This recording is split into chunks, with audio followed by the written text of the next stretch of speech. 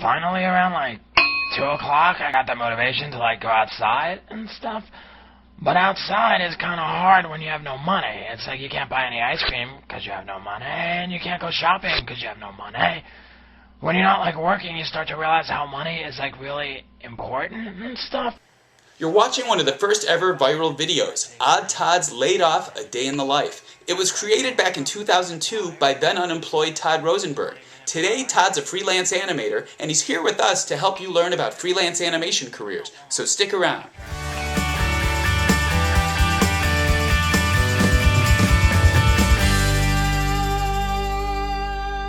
Hey everyone, welcome to Careers Out There. I'm your host Mark Luber, and we're helping you find a career that fits you.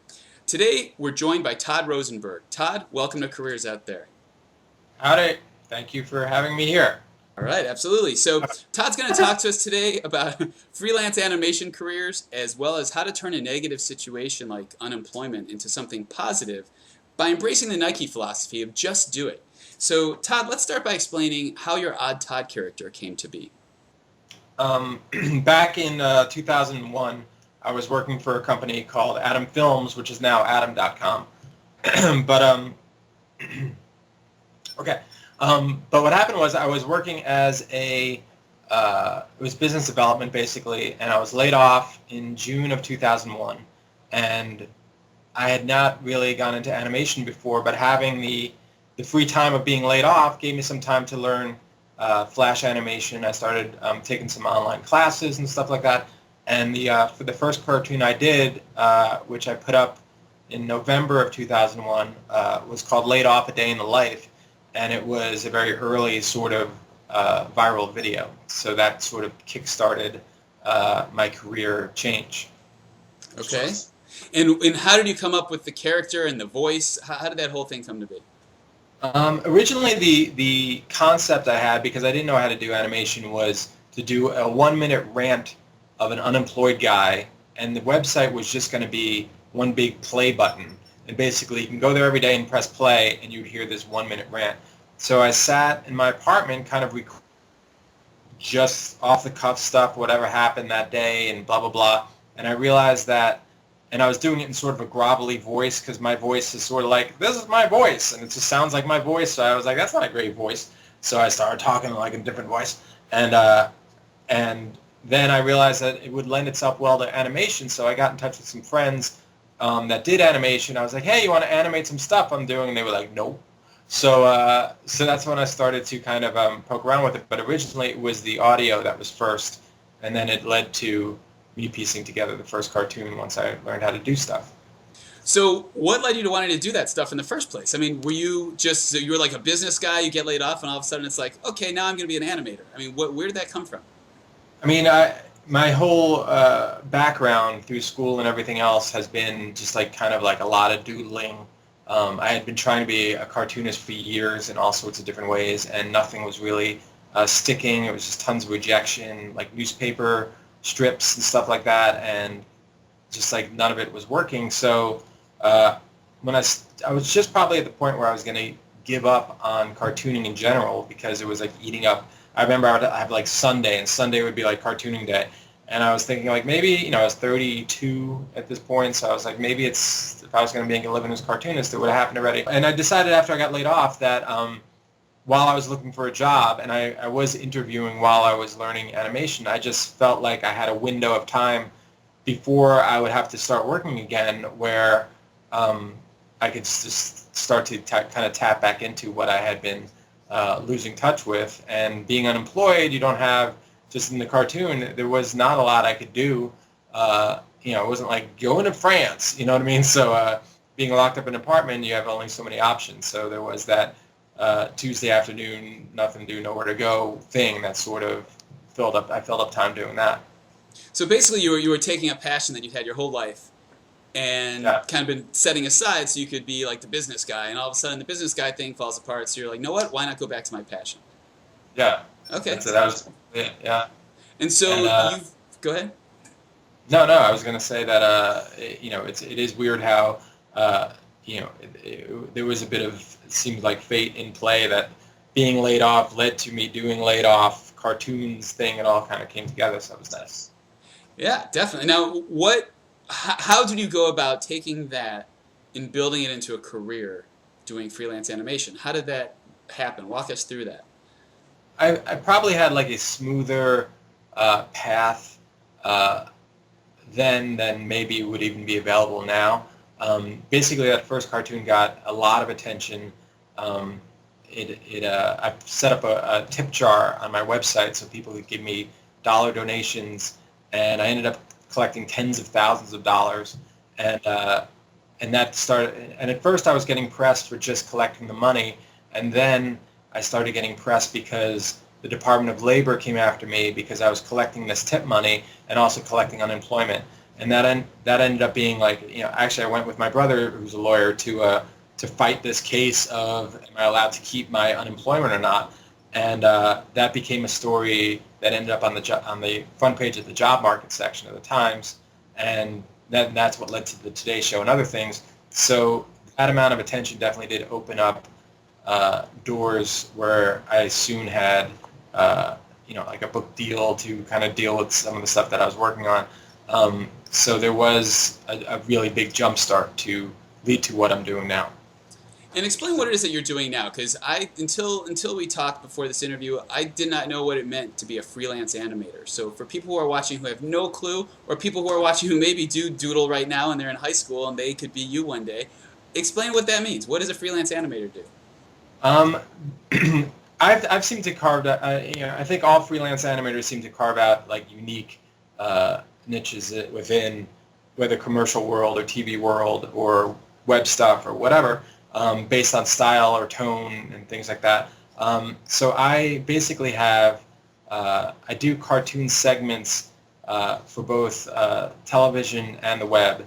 For years, I did cartoons for ABC World News, where they would kind of take a topic that is maybe confusing or dry or boring, and they would say, this is an important thing, but to have someone just standing there talking about it or showing video clips of it is boring.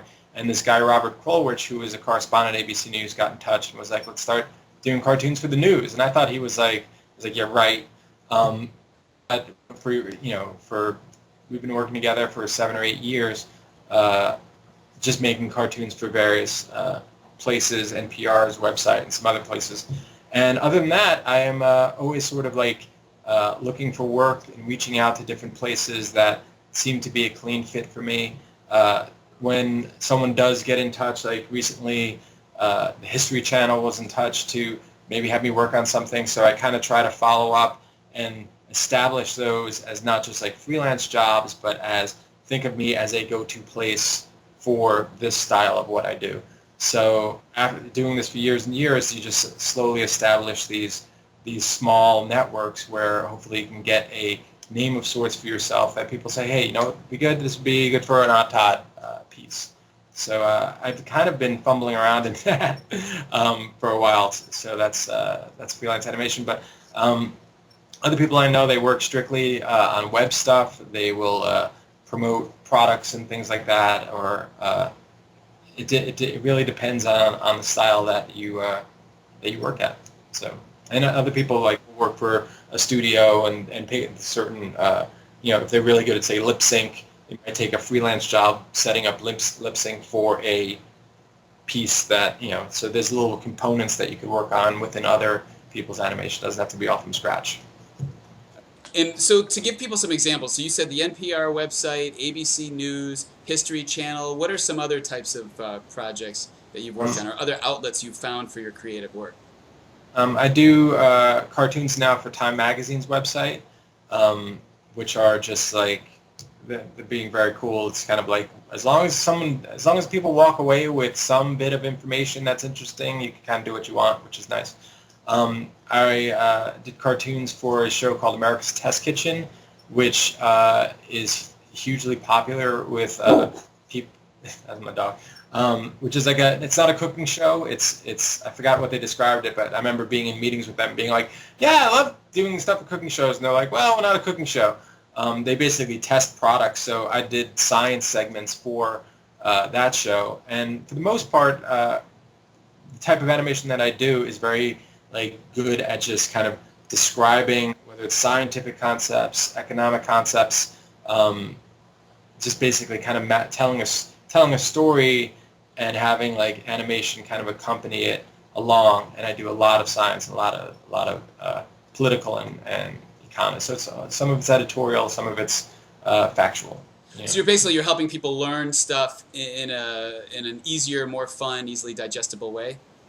Yeah, and to be honest, I feel like this is where in some ways, where education is going. I mean, I did a piece, a 5-part series for NPR.org called "It's All About Carbon," which basically explains how carbon affects, like when people talk about carbon credits or whatever. Like, what is carbon actually doing to the atmosphere? It's like there's these loopholes in knowledge where people kind of just assume they know things.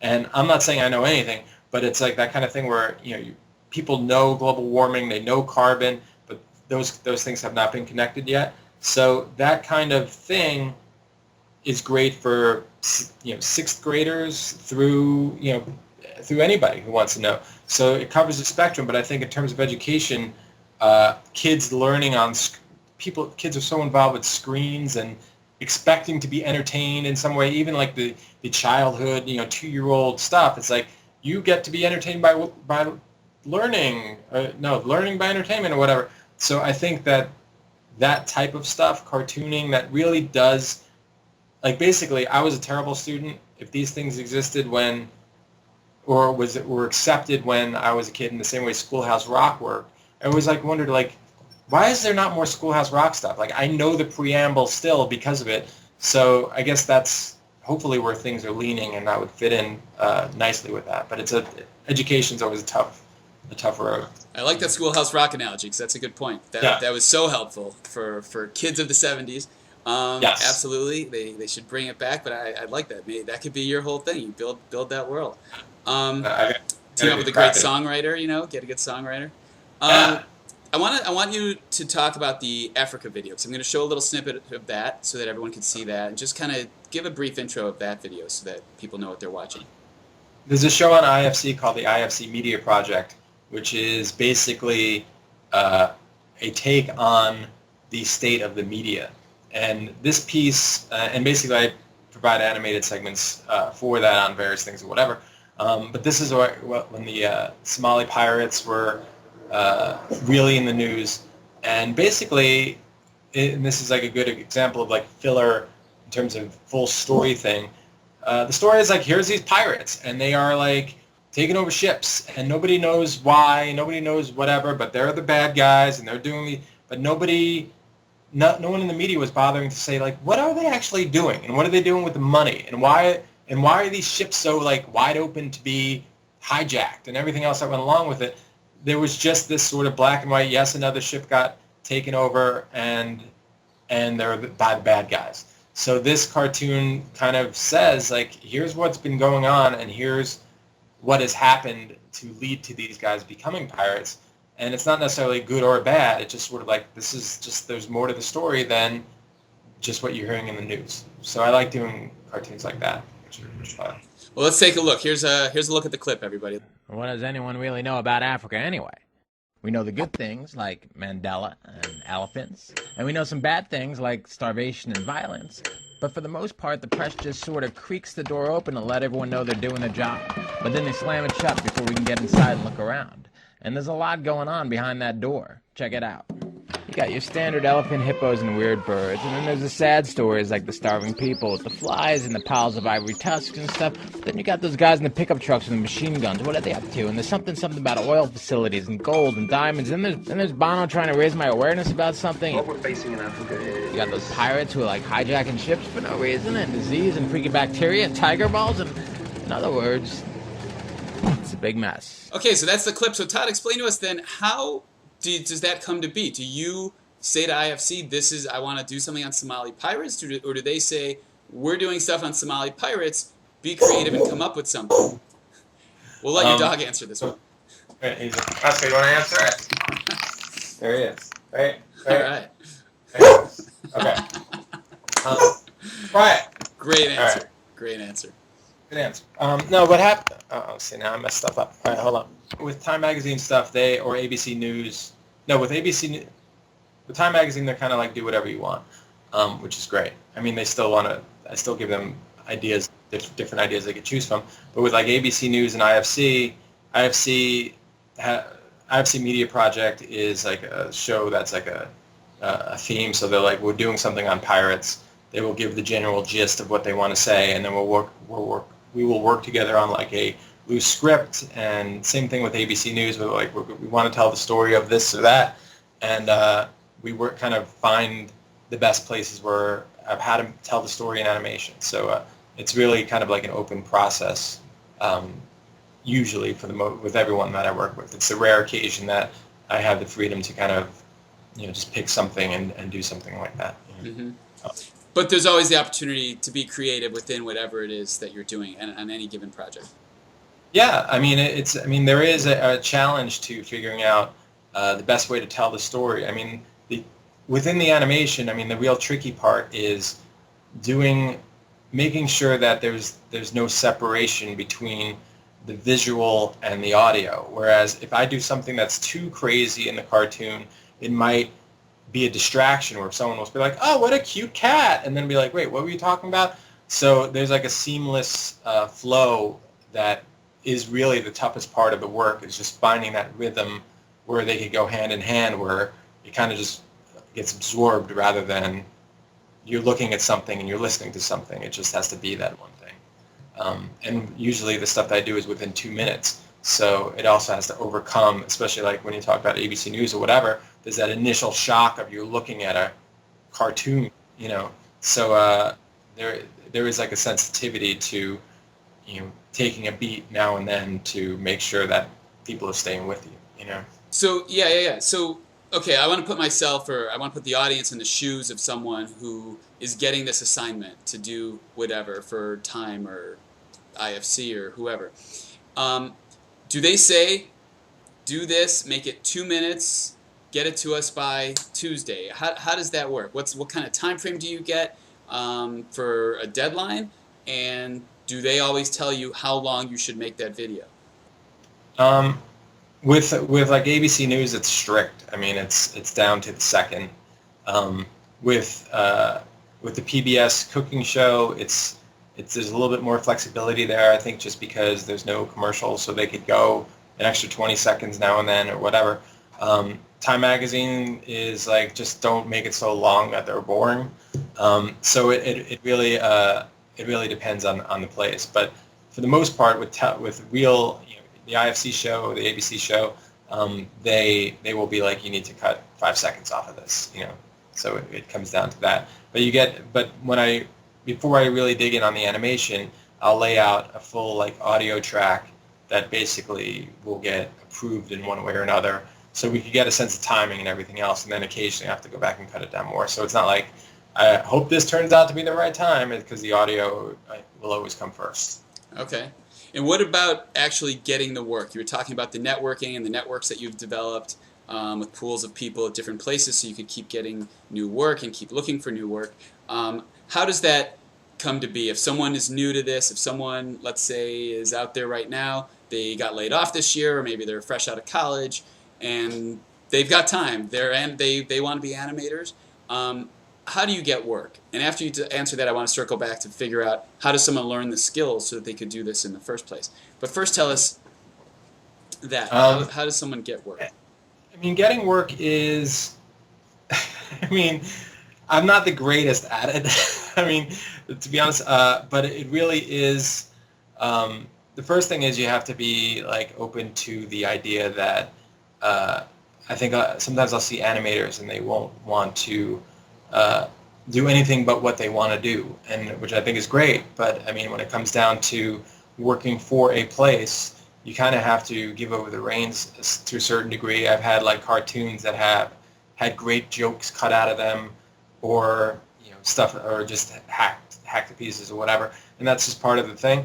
But it really is just kind of keeping your eyes open. Like a lot of the stuff I get, like I'll go to like a cocktail party and be talking to people about what I do, and if they say like, I know somebody who works as a producer on a TV show, or do you do commercial work, So there is that schmooziness that comes in handy, and also like making sure that you keep um, contacts alive. So it's like you might not hear from someone for 6 months, and instead of like waiting for it, it's like, hey, what are you up to? What are you doing? And just kind of making sure that you stay on all the radar screens you could stay on, and see what comes back. I mean, it's kind of like fishing, where you just like, I don't know, we'll throw it over here, and then you might catch a big fish, and it is that kind of thing. And there's also the challenge of, the acceptance, which is still something that is difficult for me years later, of the idea that some months are going to be busy and some months just aren't. And, being able to kind of, as a freelancer, you just have to accept that and not, and this is, I'm still learning how to do this, but there is that like, oh my God, the phone's never going to ring again, panic every time it becomes slow. And then somehow, like, push comes to shove. For the most part, freelancers all have the same panics.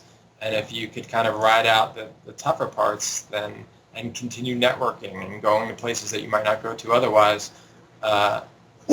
you find a way through. And how does someone get into this in the first place as far as the skills? I mean, you doodled and then you said you took online classes. And what tools and skills do someone need to develop? If someone's getting out of school now, or they're in school, they want to start learning this, or they're unemployed and they love the cartoons, they want to be an animator, what should they be learning? What should they be studying today? I mean, if they're in school, I'm sure that schools are now like loaded up with like computer animation, graphic design classes, that I never, had exposure to, because we were like, let's go to the computer lab, and I'll go home and write this on my word processor. Sometimes people want to get started with animation or just feel out like if it's right for them. There's some websites that are free online that kind of, I mean, it's not the ideal place, but I think it's called Animate Me, which is like you can kind of pick characters, add dialogue, add backgrounds, and it's sort of like, there is a generic-y flavor to it maybe, because it's like, here's like the pool hall, but people have been creating some like original stuff within that. So there is that, I think that's a good, if you're just slightly interested in it or you feel like it's something you want to explore, there's a few of those kind of sites where you could just go online and make stuff for free before investing in. And then you find you like it and you finding things that you want to do that these things can't, then you can get Flash or After Effects or something like that people animate in. But those are expensive programs, unless you can get them for free, which I don't think you could do anymore, because you used to be able to. Now you can't, because they got really good at that. I have a friend who used to take software off the internet all the time for free, and you never had to pay. He said he never had to pay for it, but now you have to pay for it. So it could cost you $500, $800 for a program to do this kind of stuff. So if someone's deciding, okay, so you bring up the money concept, it's expensive to buy this stuff, what can someone make financially doing this kind of thing? What is the range that projects pay? And do they base it on how many minutes the video is, or how many years of experience you bring to the table? How does the pay work? What's it like?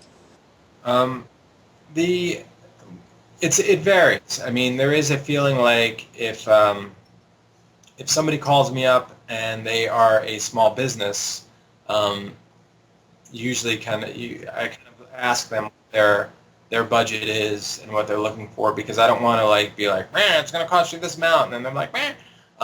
So the first thing I was trying to do is see if I can get at least a rough idea of what kind of money they'd be looking to spend, because sometimes it's higher and sometimes lower. Other times I'll get, Blue Cross was in touch, or a law firm will get in touch where I know there's like money there, and there still is. It's surprising, because sometimes the bigger the places are, sometimes the smaller places have more money than the big places, realistically. But so finding out their budget first is an ideal starting point.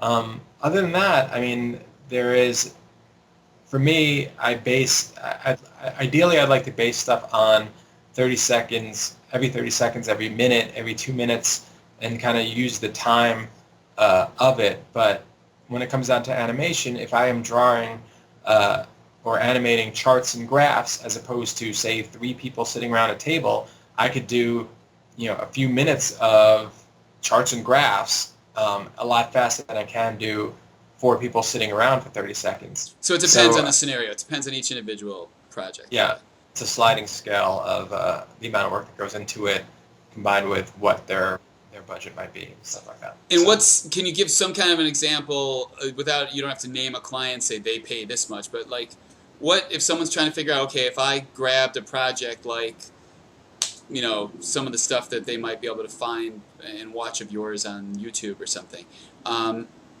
you give some kind of range of what some of those might pay out? I could put it this way. I mean, for for a lower end job, I could do something, depending on how quick it is, for probably $1,000 minimum for a cartoon. For a big series type of piece, it goes well into tens of thousands of dollars. But those are few and far between sometimes. So the most rewarding aspect of this, what would you say? For me personally, it's I still feel like blessed that I'm able to kind of make a living doing this. I mean, there is, as much as this career is ups and downs, and there's been disappointments here and there or whatever, I still am like wildly appreciative of the fact that this is what I'm doing, and I sort of still can't believe this is what I do. Even when I get asked at parties, like, what do you do? I'm like, I'm an animator. Like, it doesn't feel like, still kind of feels weird to even say. But I mean, I really do dig it when people really take away something, whether it's like a really good laugh or something that, like say with the pirate piece for IFC, like it felt good to be like, you know what, here's another side to this story, and people like, I feel like it does, the idea that information is genuinely getting across, and there's so much stuff on the web that's like so disposable, that I think that there's something that you watch and you take something away with it, is a rewarding thing. I mean, it really is. Yeah. Yeah. And what about the most challenging part? If you had to tell someone to weed people out and say, if you can't handle this, then this path is definitely not for you, what would that be? It depends on how you have to play well with others. Quiet. And there's some people who have an amazing range of styles. I only have like one sort of style, which is good and bad. But if you, I would say, if you need, like, the one thing is, it's like there is a bit of an artistic compromise when you work with companies, and sometimes it's for better, sometimes it's for worse. But there is, I think, a strong sense for all artists to be like, I need this to be this way. And sometimes if you just have to kind of say, they're paying, and if they really want that to be like that, that's the way it's going to be, because the more time I spend arguing, the less technically I'm being paid. The more time you burn on back and forth, the by the hour fee starts to go down. Right. So clearly someone needs to be flexible, creative, able to network. What other personality traits would you say are important, or skills, personality traits that someone needs to have to be able to really handle doing what you do? I would say just like anything else, the more motivated you are, the more. There's a fine line between being aggressive and being motivated, but the more that it's a little bit difficult for me because I've had sort of probably a different starting point trajectory situation, but I think there's a lot that could be taken away from just kind of getting ingrained within the animation community, because with everyone kind of sort of makes it like I was actually did something over the weekend where I was on a panel with a bunch of animators, and we just sort of all started talking about how we kind of fumble our way through to figuring out what what their specific career is going to be. And there's some people that, one woman on the panel just finished a feature film, and she somehow gathered up some producer money to get funding to do her own project. There are other people who do straight commercial work. There's a lot to be apparently in terms of attention and maybe some money on the festival circuit. So depending on the style, if you're a commercial animator, there's one specific path. If you're doing, artsy stuff, there's one path. If you're more about like children's stuff, then and getting into television, it's important now to have what's called an animatic, which is at least like 7 minutes or so of who the characters are, and so network people can get a feel for what that show will be. You can't really, I don't think, it's easy to go in and just pitch an animated show with no animation to show, especially now. So it really depends on the path. So yeah, I was going to ask you that next, is where can you take this? Is this something where you want to take it to doing full-length animated shows like The Simpsons? Is that one of your goals? And is that kind of the normal progression for someone who does what you do? Yeah, I mean, I would love to work on a TV show of sorts. It's like every summer, like July, August is sort of the pitch season for television. So I try to at least go out with something every summer, whether that's one thing or new projects or whatever. And it's hard. I mean, there's a lot of competition to get a show on the air. I've been close a couple times. Unfortunately, stuff didn't shake out, but that's part of the thing too, is just making sure that those setbacks don't set you back. And that's the deal. And it's, as much as, unfortunately what happened with my unemployed character, not making it to television was sort of a tragic story. Then when you talk to people in television, it's like everyone who's successful in television has had some sort of heartbreaking loss, and it's just keeping fresh and kind of like having to say that's part of the deal, Right. So. And so the audience knows that Odd Todd, the character, did almost have a TV show? He did. He was, this is like 2004, I think, maybe into 2005. He was picked up by Comedy Central to be a half-hour show, and the show was basically in development, and there was, a staff of writers and all that sort of stuff. And, unfortunately, at the time, my experience was not quite enough to be in charge of the show. I had never really worked on a television show before. So there was the person who was controlling the show did not control it right. And it ended up, spending a lot of money and didn't make it through the process. So that was kind of it. It was sad. So there's that, but I mean, he has been sold in other ways, in other forms that are still sort of alive. So he might be a movie, might not be a movie, but that there's still life in him in other places. So that's good. Good.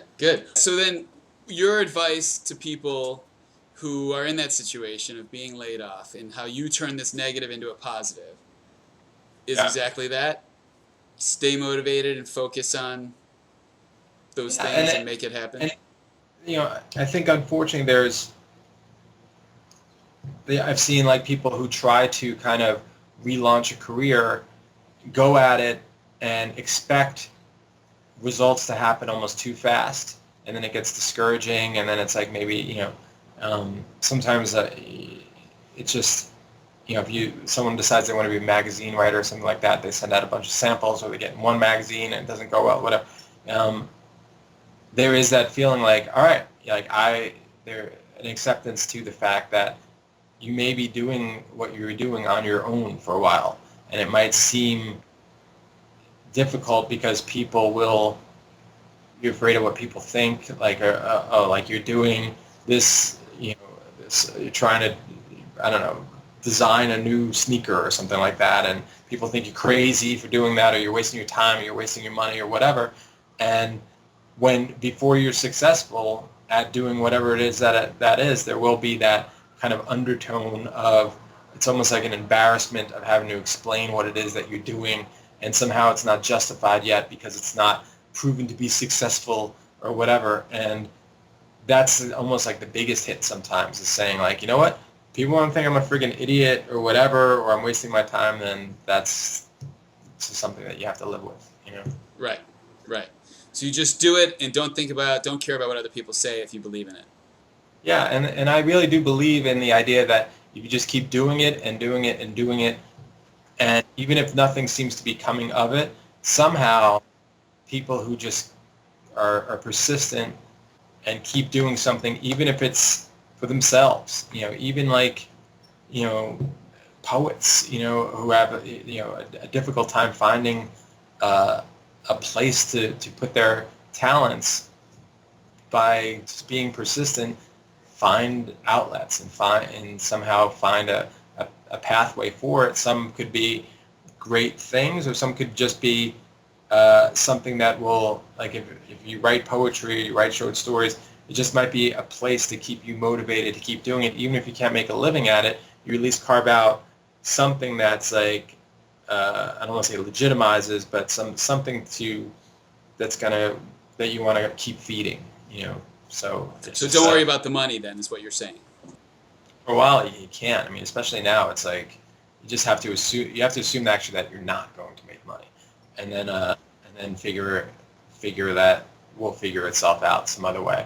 But at the beginning, you know, first few months, considering, especially you guys put some sort of investment into stuff and spend money towards stuff, there is a reality that until you kind of get your footing in whatever you're trying to do, that it will take you know, months and months at the very least to even start to figure out how you would even make money. So it's that kind of thing, you know. Right, right. And would those all be your keys to success, or do you have any other keys to success to share, or would Todd have any keys to success to share? Todd's key to success would be the fact that I think that when that character is like having a day where he's like, let's say you spent the day drinking coffee, reading a book, taking a walk in a park, and maybe, you know, you're not making any money or whatever, you eat a hot dog, you have a beer later that day with friends. Like that day is a good day. It might not be ideal. You didn't get the call back you wanted, or you didn't get, you know, the email that you wanted back. But if you spend a day like drinking coffee in the morning and it's all your day, and you're walking in the park and you hang out with some friends and have some beers at night, and you think you had a bad day, it's like, then that's the attitude that needs to change, you know. Right. So enjoy life. Yeah, I mean, but it's really true. I mean, it's like, you know, I feel fortunate that I have more flexibility to do what I want to do during the day, but it is that kind of thing where the idea that, you know, being unemployed gives you a freedom to just do something, like go to the drugstore or whatever, the things you have to do, and just take advantage. Because the truth of the matter is, it's like if you're looking for a job, there's not that much you could do during the day. You could do what you could do, and then you have your day, and you should appreciate the day, either working on whatever it is that you want to be doing other than looking for a job, or just going out and doing something that's cool. Yep. And free. Yeah. It's good advice. Very good advice. As always, everybody, real advice from real professionals like Todd Rosenberg here. Todd, thank you for joining us at Careers Out There. And you guys, let's open it up. Leave some feedback in the comments section. Let us know. Do you have creative jobs? Do you do animation? Let us know. What's it like for you? And right below, exactly. Let us know, what your experience has been, and let us know if we've covered the stuff that you want to know, or if there's stuff that we left out that you really want us to get to. Again, Todd, thank you for joining us. Everyone, I'm Mark Luber. Thanks again for watching Careers Out There, and look forward to seeing you again soon. Take care. Then I went home and watched some Tube and worried about stuff like about how 9 out of 10 people I know who lost their jobs haven't been able to find a new one. And I also thought about how I found out that when the economy gets bad, if you're lacking in basic skills and qualifications, it's really hard to land a high-paying job. But above it all, for now, for what it's worth, it beats frickin' working.